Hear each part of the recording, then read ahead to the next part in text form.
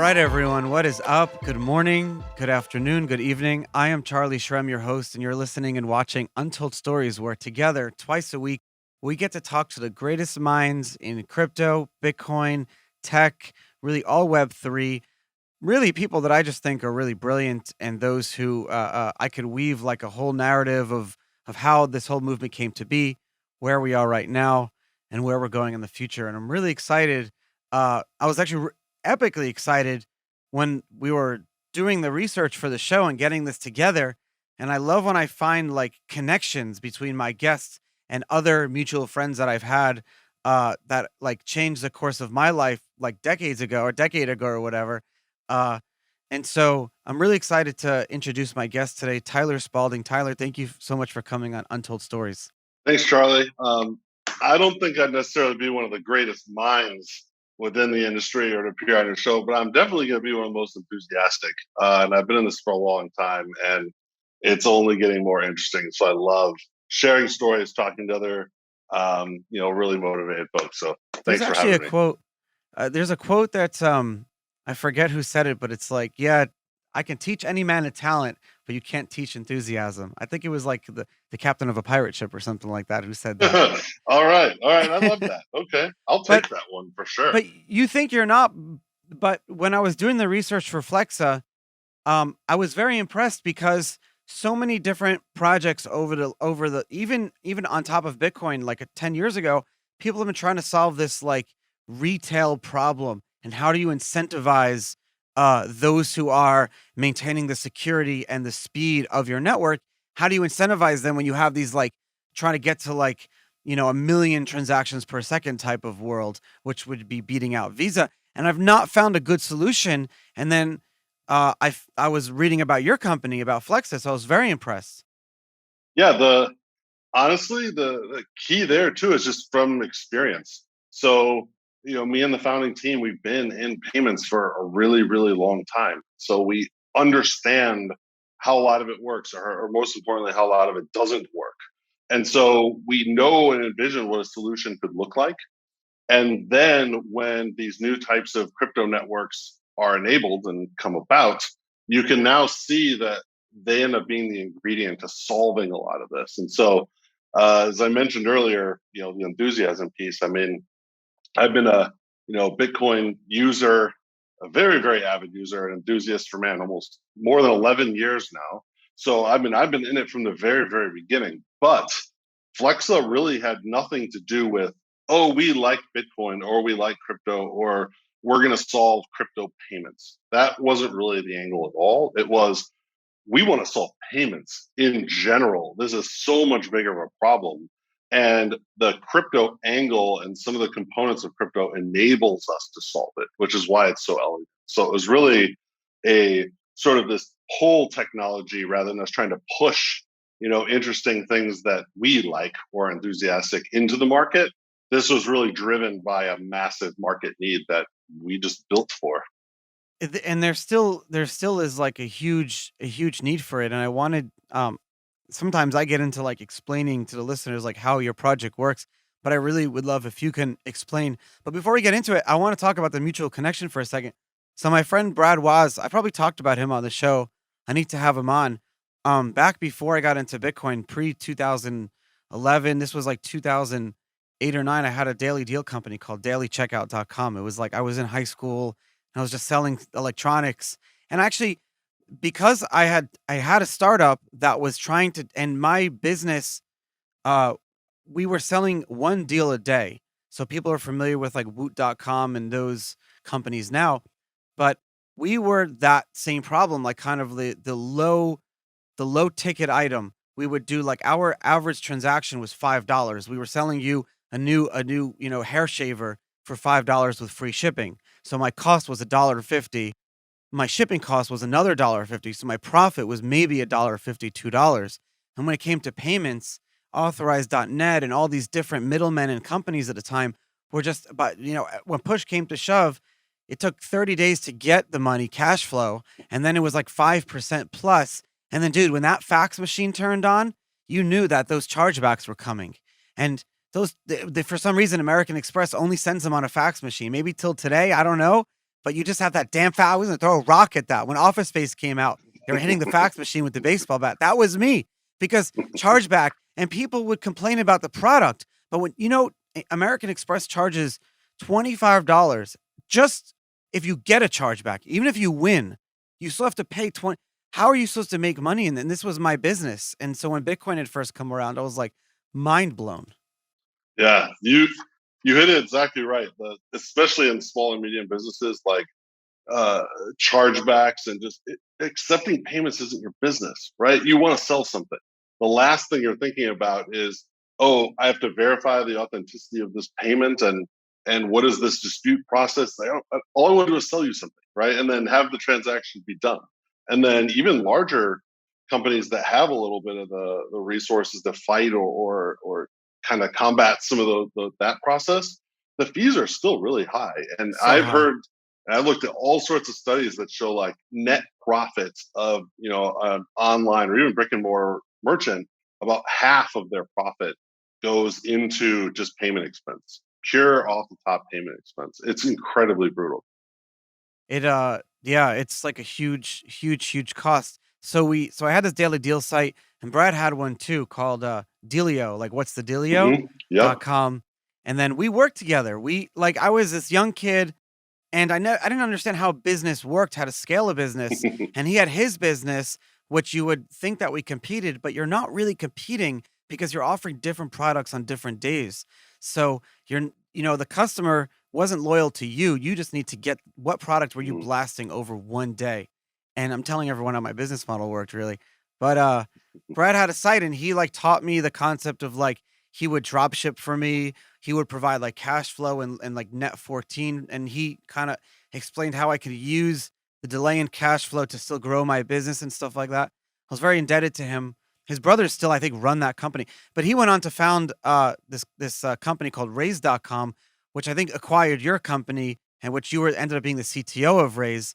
So I hope you guys, yeah, you asked me earlier for Chicago. It's like, I went to Chicago one time and I don't like it. It's very cold. And the coolest thing about Raise, I would say, is that even previously it started off as coupon trade, and this is all public. You can research and see this. Yeah. That they had this really big business that they were growing around discounts and coupons, obviously, and gift cards were a component of that. And the business started growing in all these other ways. And I give both Brad and George, the other founder, a lot of credit in that they they basically had all this opportunity and they were still able to focus on something that they defined as the highest margins, the biggest growth opportunity. And to me, it was a very, very savvy move in that you weren't distracted by some of the other components of the business. And even though you had this success and even the brand and everything you sort of already are doing, to really have the wherewithal to say, we're going to charge forward in this one vertical of our business Yeah. because we really think this is it. And it worked really well. And so I give them a lot of credit. That's something you rarely will see a business do. Yeah, you could argue that you guys kind of like really mainstreamed the concept of like draining credit from like various gift cards and be able to trade and buy and sell and then buy gift cards at a discount from people. And that taught people the concept of like value. And um I always wondered if like the retailers in the long run liked this or not because they kind of baked breakage into their profit margins. They assumed that people weren't going to be redeeming these cards ever, but now they had a way. I never asked that question. I need to have Brett on the show or Oh George, both yeah, of them. so that's and the answer is it depends. Like a lot of things. So certain merchants are. It depends on how financially savvy they are and their operational model and how they bake breakage in and do they sell cards at a discount? Some don't. How they distribute them, who the customers are they digital, are they physical? It's almost a mess sometimes of what it is, and I'd say some find it interesting, some don't. One thing that also really ties into crypto or other types of payments, particularly with Flexa, is that one of the biggest issues within gift cards is fraud, and that gift cards themselves. Now I think crypto is probably the largest honeypot when it comes to Yeah. theft of any sort of digital asset, but gift cards really were at the forefront for, and still are, because if you can exchange cash, whether it's illicit, whether it's just a chargeback, a stolen credit card, things like that, and you can now get a gift card number. You could then use that, and that's how people would fence goods. And it's a huge, huge problem in the industry. And that was something that Raise, and then me even in particular, built out a lot of software and entire teams around how we fought that at like a completely new level. It's actually spun out into an entirely new business. That's how successful it was, which is Wait really a minute. exciting to learn all the pieces. So Yeah. you're talking about here was this massive existing problem with gift cards. You guys came around and basically had a business model that was incentivized to solve this problem. So you came in as a private business, solved the problem for the entire industry, basically spun out a business off of it. I mean, if that's not a perfect example of America, I don't know what is. Yeah, and solving a real problem. I mean, Yeah. that's it. Like that's really when going back to the beginning, right? Like I definitely like to think I'm smart sometimes, but it's really seeing what's out there. What do people really need? What are the true problems? Identifying that, really understanding it at a very fundamental level, and then it's wide open. You know what to build. You know what's valuable. You know what these big markets are. You know how this all kind of comes together, and then it's just a shitload of hard work. And I mean that very seriously. And I'm sure you're well aware. So it's not all easy once you know exactly what to do. But having that playbook is obviously extremely helpful. I wanted to ask you. I know I jump around a little bit, but you still are, but you taught aerospace engineering at two different universities, and you're a member of like worked for the United Space Alliance and the United States Air Force and NASA, and you hold master's degrees in all these different things. What's more difficult, aerospace engineering or blockchain engineering? uh, that man, that's like one of the hardest questions. I didn't expect that one. There's so many facets, right? It's impossible to answer. I wouldn't say necessarily it's harder. I would say that when blockchain or crypto, it's so much more expansive, right? This gets talked Really? about a We're lot, talking about right? It's space, and you're tech, it's saying blockchain economics, is it's expansive? yeah, because this is blockchain. It's economics, it's philosophy, it's game theory, it's math, it's software, it's even getting into hardware of securing keys, and it really touches so many different disciplines. Whereas aerospace, which I hold near and dear to my heart. So this is something that I forever find compelling. I'm a huge, huge fan of the space program, space exploration. I'm still very much involved in talking with folks, and that was something I'll never ever regret. Probably the best few years of my life working on the space shuttle and then even the Mars crew module. But it's there's political elements for sure, and there's other elements, but the tech challenge I'd say is probably a little harder in what you need to do, and that you need to really invent a lot of new things. But it's a little more bound of what you would do as an engineer and knowing kind of what we have this objective. Whereas in crypto and blockchain, it feels like man, every day there's something new that we haven't thought of, or there's new applications, and it just bleeds into every sort of discipline. And people talk about it being this like Renaissance man sort of style of people having to like be involved and work within crypto. And I truly believe that because it does touch so many different things. It's like socioeconomics, physics, uh, uh, geology, the study of flowers. What's that like? I taught you can go to the, you like, go look at some flowers in your local botanical garden. Then go look at like all of your crypto charters that you've, and look at the charts are same Fibonacci. It's the same thing. Like you notice the same fractals, and it's all the same. So it's like there's energy constantly around us, and how we manipulate it, whether through mathematics, physics, crypto, aeronautical engineering. It's like it's such a That's right. beautiful The thing. elegance in nature. I love it. I love it. That I think that's why like I like even last night, if I don't go to the beach and see a sunset once a week, stand on the sand, grounding myself, watching that sunset, it's like a life like status quo. You feel exactly the most grounded that you can ever be. And then you can kind of like look at where you are in that moment and say, okay, I'm net negative or I'm net positive in this moment, and what have I done to get to this point?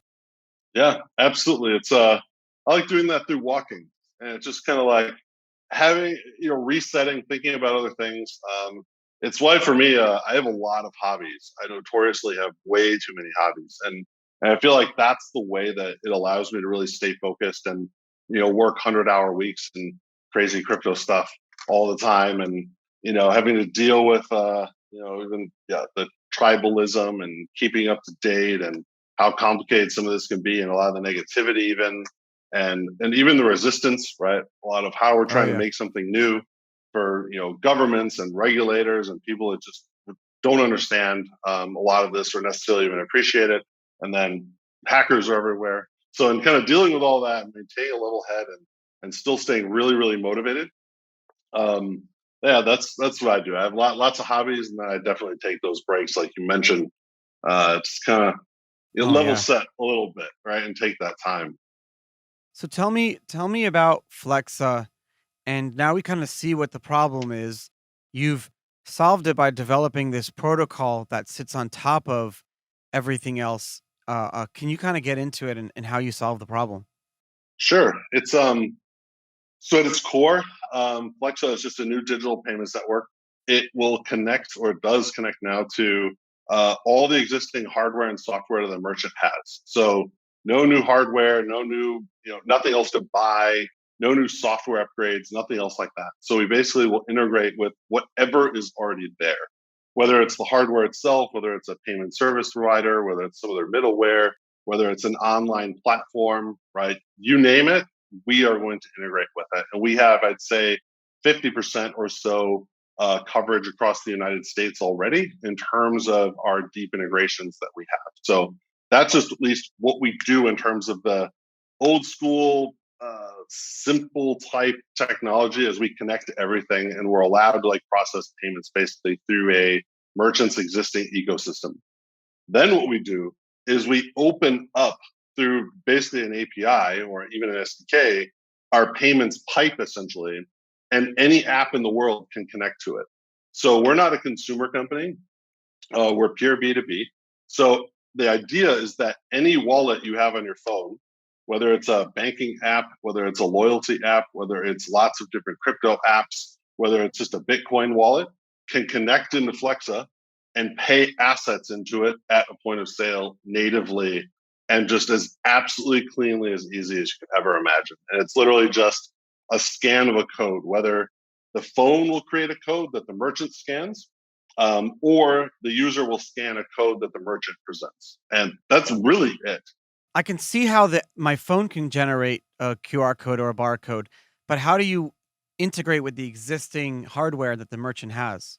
Oh yeah, well see that's what we do, right? So that is the really hard part that takes a long time. Requires all the various licensing, regulatory approvals, partnerships, pretty deep integrations. And all that will happen now is a code can get displayed on that terminal. So we even have integrations now where you can pay literally like Bitcoin at fuel pumps across the United States. So if you want to go get gas I've seen and that you're at the fuel actually. pump, yeah, yeah. So it will display a QR code on the terminal and you basically scan I it think I as you wondered would what with a Flexa Bitcoin was wallet. when I saw that. I'm like, what is this new token that I can pay at the gas pump it with? But now that I understand that it's not what it is.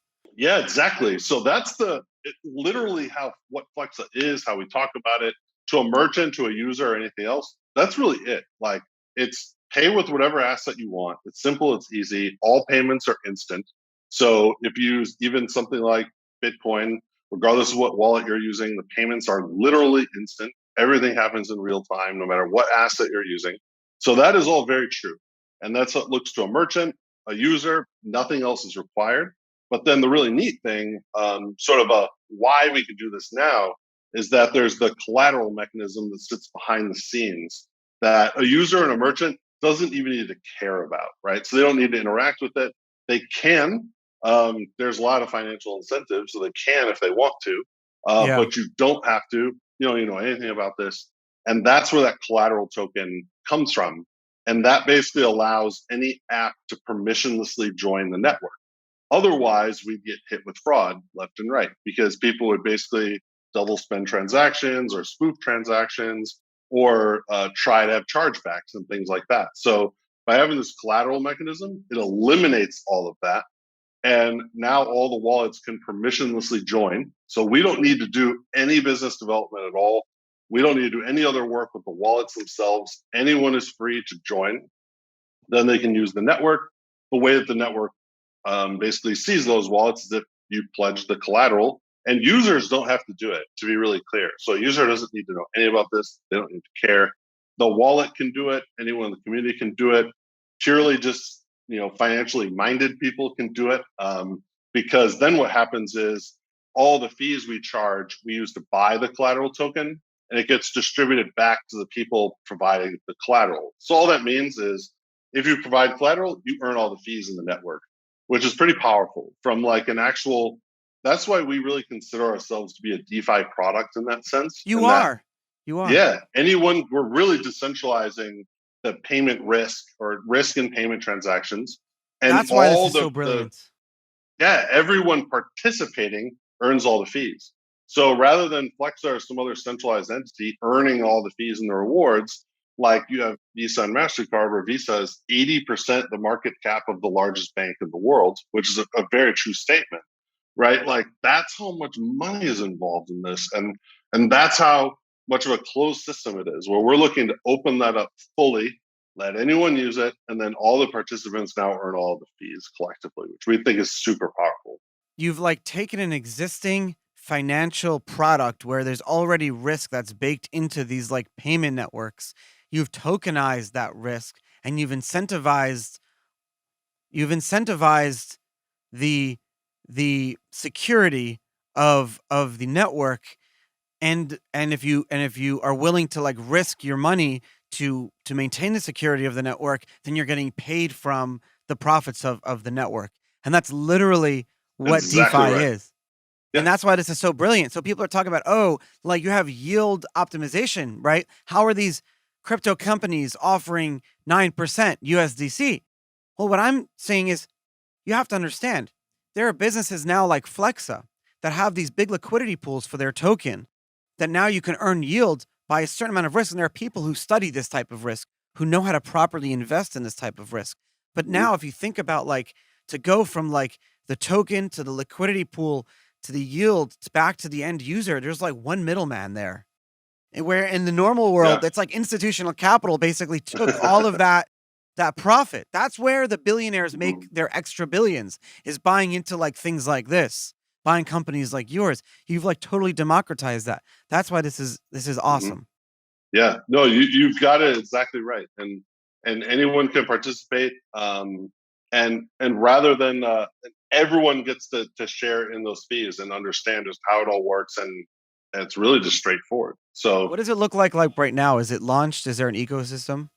oh yeah, so we've been live, we've been fully live for man, wow, it's amazing how years go by, almost like 2.5, almost 3 years. Oh, wow. We've got some of the largest merchants across the US already using this fully native integrations, things like Nordstrom, Petco, Baskin Robbins, some large merchants we can literally go pay with like Bitcoin right now in these stores.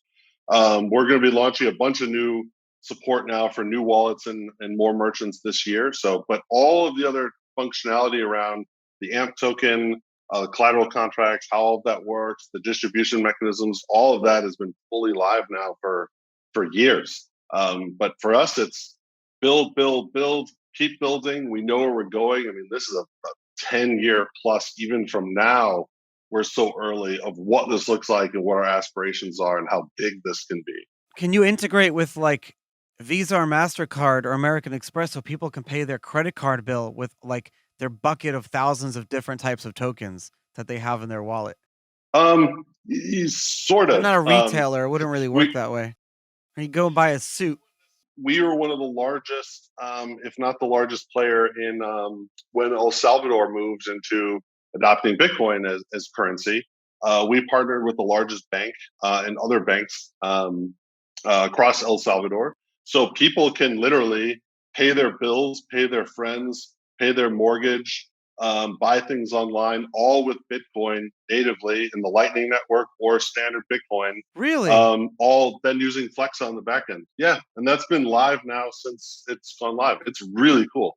It's so beautiful how the technology exists for like a whole nation state like El Salvador to have this all to be on the Bitcoin standard. Yeah, and for me, the exciting piece is it's really just about that freedom of choice, and that's what to me is despite man years and years of infighting and tribalism and what people believe the narrative is or how they define it and all these other pieces where I'm pretty, I guess, pragmatic and I sit a little in the middle of a lot of these discussions. I do have strong opinions for sure, Sure. but to me, the underlying theme behind everything, decentralized, centralized, whatever people want to call it, have all these ideals is there a freedom of choice? Do I have the ability to use something else, right? As long as I'm not forced into using something and I can choose to do something else with my sovereignty, also ideally maintaining some level of privacy, that's great. And so having that option now in countries and evolving into more hopefully is that's what I'm really motivated by, and that's why we're super compelled to keep building out what we have and making it even bigger. And I see the future being so bright for these sorts of assets. I think like if we could take a Venn diagram and attribute the largest overlap of like Bitcoiners and existing labels, voluntarism is definitely like a huge overlapping theme. Definitely, I agree for sure. I think Roger Ver was the one who got me into it. He was like he still is a diehard voluntarist, and his whole ethos was it still is. I just haven't talking to him. I haven't spoken to him in a while, but is everything should be voluntary, and that comes down to like it also has a double edged sword. So you have to be able to like be fully vested in it. Everything should be voluntary to you or me, but at the same time, you can never force anything on anyone. You can never force your opinion or your wants or your beliefs or force anyone to like take even a socialized a view of something. So it's like, how do you develop socialized societies? It's very difficult questions to answer, and we can get into kind of these conversations. But I like that Mhm. idea a lot because when you're trying to like build out a better system, like so what Flex is like the payment rails for Web3. Because in the future, I could see how like I could uh operate a business in a whole world, and then I earn money in that world, and Flexi now gives me ability to like spend that money without ever having to like convert or hop from one different cryptocurrency to another. But voluntarism is everything. I mean, at the end of the day, we have to build a better system, make it not only be more secure, more decentralized, make it work and look as nice, and then hopefully people will come and use it. We can't force them to. That's the problem with the current Yeah. system is that we're forced into it. hmm hmm And the beauty around these other assets and what, especially what Flexo wants to enable, is you can now have those assets and use them anywhere, right? You can spend them all over the world, right, without these other restrictions because we can exchange them or however you want to manage things on the back end, right? Going back to the very beginning, and you saying you're having your daily deal site.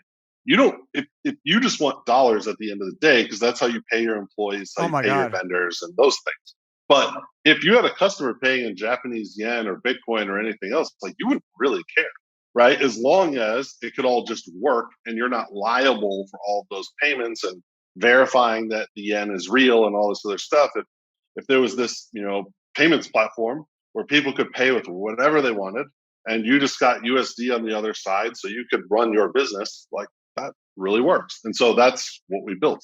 And that's where it came from, right? It wasn't that we view it to be some utopian society of we have all these ideals like man this is what works, this is what makes commerce happen, this is what merchants want, this is literally how it can work to make it more optimized. So that's again what we're driving towards. Is it possible to like white label or like spin out this concept of like tokenizing risk pools? That's an interesting question. The token could be usable anywhere. So that is an immutable token.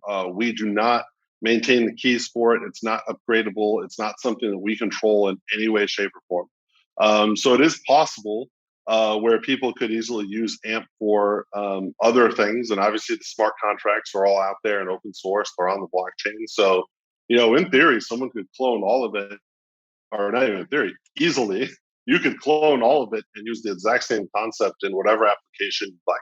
And we think AMP is a really interesting token for that because it's not like ours necessarily. Sure, it's bolstered by this really nice economic utility, so its value comes from being used, but you could really use it anywhere in any application. But besides from that, all the concept and how everything works and the economic model, I mean, all that's been presented in our white paper is all public. And yeah, all the contracts Yeah. certainly would be. So I need to develop this more because how would you tokenize like temporary or intangible things? Like here you're like the risk is the blockchain risk or the payment risk or like it's like a finite amount of time. So I don't know how you would do that, but I see a model in there just like tokenized debt with Bitfinex, how they came out of bankruptcy. mm, They never actually declared bankruptcy because they just said, hey, we're like $1 billion, we lost from a hacker, whatever the number was. It was like 100 million. They created a new debt where they just took the cash flow and went to the token holders until everyone was made whole. Brilliant, right? I don't know how you would do. I would love to emulate that concept in the US. I don't know how to do that in a regulatory and legal way. Obviously, that like scares me a lot. But I like this idea. Is there what's the relationship between like the token holder of AMP and these payments? Is there like is there any governance baked into it? no, so nothing official because we want it to be dead simple, right? So for us, it's always start with the absolute simple, most simple way you can look at this, so more people can participate. It doesn't create these really extra complicated layers of incentives or motivations, right? I found that I love all the innovation in DeFi, but you can, as you start looking at how a lot of this stuff works, it's like, okay, well, I can stake for this amount of time, it gives me this, and this staked weight then gives me this. I can vote on this. Or here's the timing of this. And it gets complicated very quickly. And I think there's a lot of fatigue. And so you end up having, I've seen most DeFi protocols will end up being, I don't want to call them centralized, but used by a much smaller portion of very enthusiast users like most products. And so the more complicated something is, the more I think proportionally is going to gravitate towards something like that. Uh, And we really didn't want, and we wanted people to trust it, that it's not our thing. Like this is a community thing. It's not changeable. It has all these functionalities. You can use it in these ways, but like other than that, we don't control it. We can't access it, and being very transparent about that.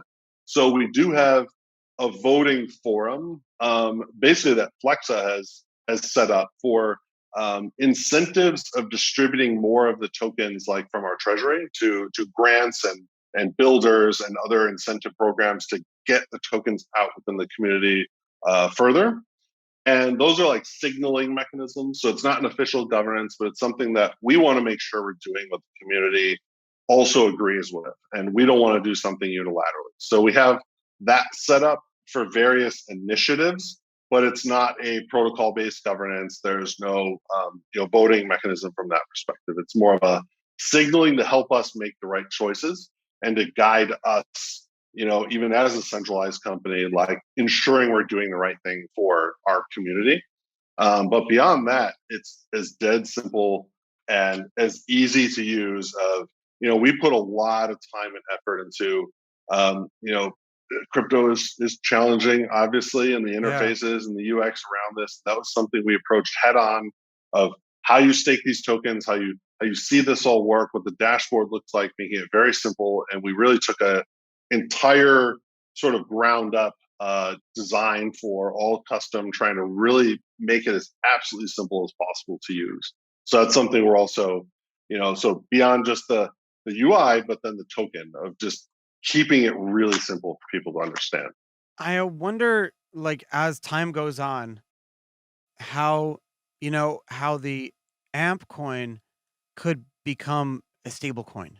Because if you think about it, I believe that Bitcoin eventually will be well, it's hundreds of years away, so let's not go down that road. But these, like you said, these like very finite utility type of utility coins, the beauty of efficient markets is that at the beginning you have crazy price swings up, down, side to side. It takes years to have real price discovery once the market becomes hyper efficient, hyper tight. It's like having a chain on a bicycle. You want that perfect chain to be perfectly tight to be the most efficient possible for power to move from, we're talking physics earlier and things like that. That's market dynamics. It's the same type of thing.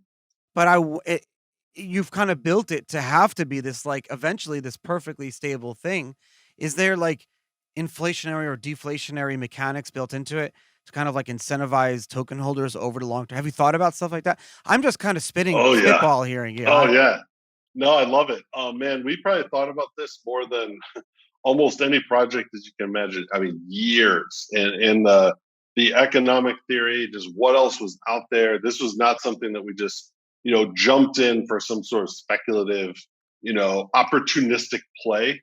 Again, this is like, in my view, a 20-year project. Like we are progressively moving towards this really big goal. We're based in New York City, right? A crypto company based in New York City. That gives you the idea Oh, of that's why I our left and never commitment. came back. And I do not blame you. I really, really don't. But that kind of gives an idea Yeah, I see. of what where we're going, how big we think this can be, right? So that's kind of the way that we've approached it. If this gets it, and so anyway, the token has a finite supply, so it's fully static. So no inflation whatsoever, no burn mechanisms. It's just a very, again, straightforward certain amount of tokens. That's all that will ever exist. No more can ever be minted. And so that does create a really interesting dynamic of the more the token is used, right? The more it's staked as collateral, the more then gets locked, and then the more that it's actually used as collateral with throughput the network creates this really interesting kind of continuous mechanism around the token. So we think it has really nice economic design. And again, I wrote a huge section on that in the white paper itself, which is all public and people can see. But like, we overanalyzed the hell out of it basically because we really wanted to give something to people that was fully baked.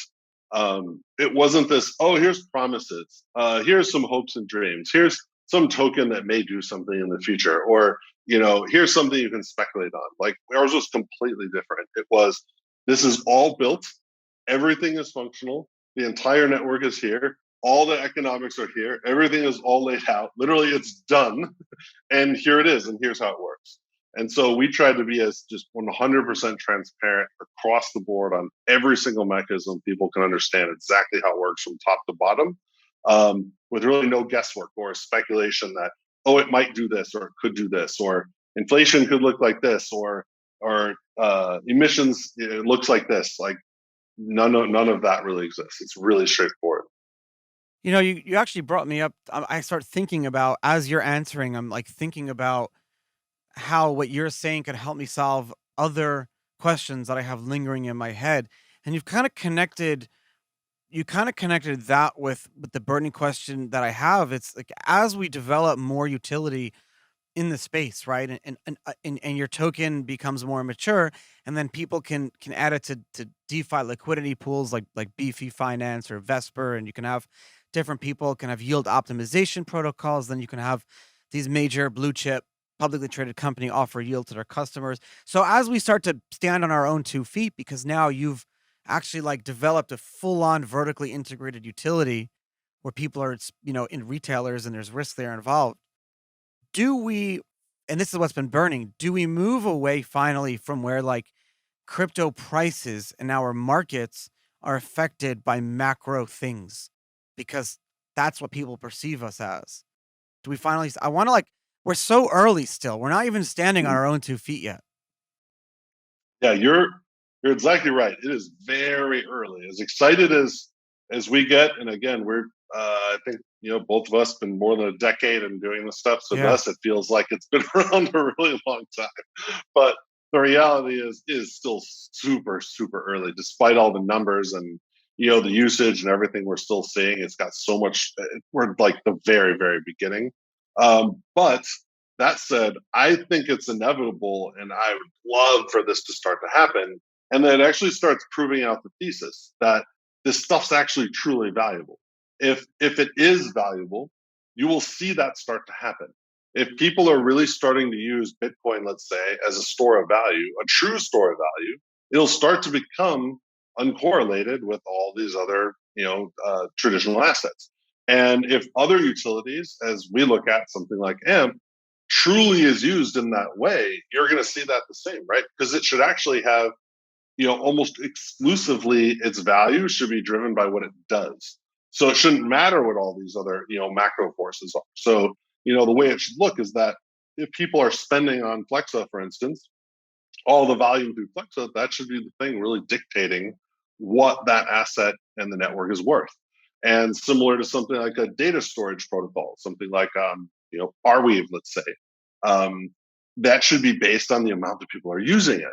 So if people are using and paying, AR tokens into the network to store data, that should drive up the price of the actual utility, and Yeah. people are using it rather than just speculation thinking that holding it is going to, it's going to be worth more in the future. And to be clear, that's going to happen everywhere. There's no like panacea, again, utopia where everyone holds a utility and thinks that everyone will use it, and that's the only, no matter what pure utility you have, you're always going to have a certain percentage that are just going to speculate and Yeah. think they know more than others, right? And I can hold this and make money. That'll be there. But as long as the majority, the strong majority, are using the thing, and that's what's driving the value, I think it's inevitable. And quite frankly, we have to get there. Otherwise, we sort of failed, Yeah. and we're not doing what we said it exists and can happen, right? If everything just maintains in speculative markets tied to public equities, I mean, what have we done, right? That means it's not what we've set out that we've claimed is building in the infrastructure and the Yeah. ecosystem that we have. And so I think you're exactly correct. I love the El Salvador experiment for the sole reason of like bringing utility to Bitcoin in that, and because Bitcoin is the most decentralized, perfectly sound money, and I love that. And I love how you guys were involved in building out the infrastructure for that. One of my previous guests was saying that El Salvador is only like 6 million people, so it was a good test case for like a nation state doing this. Do you think like our industry has a cap? Like, is there I don't know, like, I'm trying to think of, like, a really populated country, if, uh, like, if Nigeria or something like that, where you have, like, tens of millions of people, like, America's, hundreds of millions of people, like Mexico or a country in Europe, like Belgium or something. That's a lot of not that many people in Belgium, sorry. I love my Dutch and all of my Flemish and all of my French listeners. I love you guys, by the way. Thank you for listening and everyone like that. But yeah, like, what if they wanted to do it? Can we is the technology are we there yet? Man, that's a great question. It depends on what the form will be. So that's where you get into a lot of these. I think the discussions can turn very opinionated very quickly, because you start asking, what is something like Bitcoin, and what does it mean to hold or use Bitcoin? Is it purely a self custodian experience, or does centralized entities play a stronger role in that? I think they will personally, just because when you look at all this stuff, I mean, we laugh a lot, right? And you're probably one of the people you see. How in the world are you storing NFTs on a MetaMask extension and you're not using a ledger or something, right? Or I'm screenshotting my seed phrase and I'm backing it up into Dropbox or Google Hey, Docs, you're right? You're preaching to the probably one of those choir guys here. that's like, I hear what that the shit on the hell are show you all the doing, time. right? Right. So that isn't necessarily. It's born out of ignorance. I don't say that in a negative way. It's that people are not used to this sort of stuff, and I actually think some of them will learn to appreciate and want to go through real OPSEC, but I think the majority of people just won't, and they don't want to. They've never done it before. The majority of passwords you read about on online sites, whatever, is password, right, or one two Yeah. three four, and people just do I not have some treat this mind-blowing seriously. yeah. They don't want to do it. They're not equipped to do it. And could you imagine, self custodying, majority of your assets, and you lose your phone and all of your money is gone, right? Like you or me, we've probably taken steps to not have that happen, right? I have lots of Yeah. different layers of OPSEC where that won't happen. I'd be annoyed if you steal my phone, but I'll be okay. And so we've taken that step. We got in early. We appreciate it. We've kind of self-selected into loving this, and it's part of the disease, I guess, that continues to grow to where I self-custody everything. But I think the huge, huge majority of people are not going to want to do it. They don't want to deal with it. that's not going to be where they are. And so, with that said, what product can actually meet them in the middle that can still offer a really, sound decentralized money or asset behind the scenes that still bridges it in a meaningful way to where they all just can't get wrecked if they get fished, right? Yeah. And that's what I think is will dictate how big this gets, where it goes, what countries use it, who uses it. And I think there's huge potential behind that, by the way. So if any of this sounds negative, it's not. It's mainly just how it gets defined, and sometimes people say, "Oh, well, there's going to be billions of self-custody Bitcoin users transacting in the way that maybe you or I do." I just don't think that's possible. But maybe, I mean, nothing's impossible, that's for sure. But I don't see necessarily that. I see somewhere in the middle that could be really valuable. And I don't know what that middle thing is yet.